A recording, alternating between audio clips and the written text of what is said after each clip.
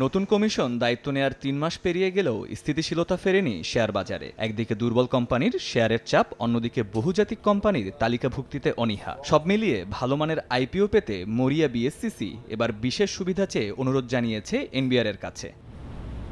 সম্প্রতি এনবিআরকে পাঠানো এক চিঠিতে ৩০% শেয়ার পুঁজিবাজারে অফলোড করবে বা ছাড়বে এমন কোম্পানিগুলোকে ৫ বছরের জন্য শতভাগ কর মওকুফের অনুরোধ করেছে বিএসসিসি। এছাড়া ১০ এবং ২০% শেয়ার ছাড়ের ক্ষেত্রেও কর কমানোর আবেদন করেছে নিয়ন্ত্রক সংস্থাটি। যেসব কোম্পানি আইপিওর মাধ্যমে 30% শেয়ার পোস্ট আইপিও পেডাপের অফলোড করবে বা অফার সাইজ হবে, তো সে ধরনের কোম্পানিকে ৫ বছরের কর অবকাশ সুবিধার জন্য আমরা অনুরোধ করেছি। এবং পাশাপাশি যারা 20% অফলোড করবে তাদের জন্য ট্যাক্স রেট 12.5%-এর আমরা প্রস্তাবনা করেছি।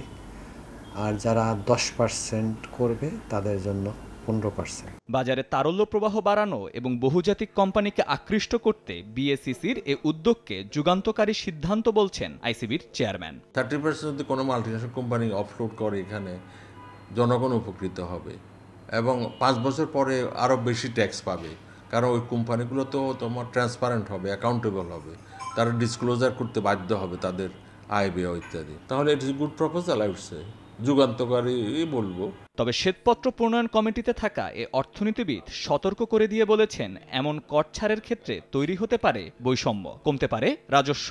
পুরানো যারা নাকি সেখানে অফলোড করেছেন তারা 27% তারা দিতে থাকবেন, আর নতুন যারা আসবেন তাদেরকে 5 বছরের জন্য একটা বড় সময়ের জন্য কিছুই দিতে হবে না। এটা একটা বৈসাদৃশ্য সৃষ্টি করবে। এনবিআর-এর তো একটা চ্যালেঞ্জ আছে যে সে যদি টাকা না পায় তাহলে আমাদের দেশের উন্নয়নমূলক কাজ বলি, শিক্ষা, স্বাস্থ্য, সামাজিক সুরক্ষা, এসব কাজের জন্য টাকা সে কোথা থেকে পাবে?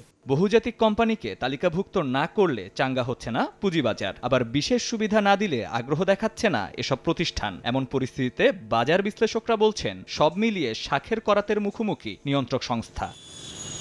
মহির মারুফ, সময় সংবাদ, ঢাকা।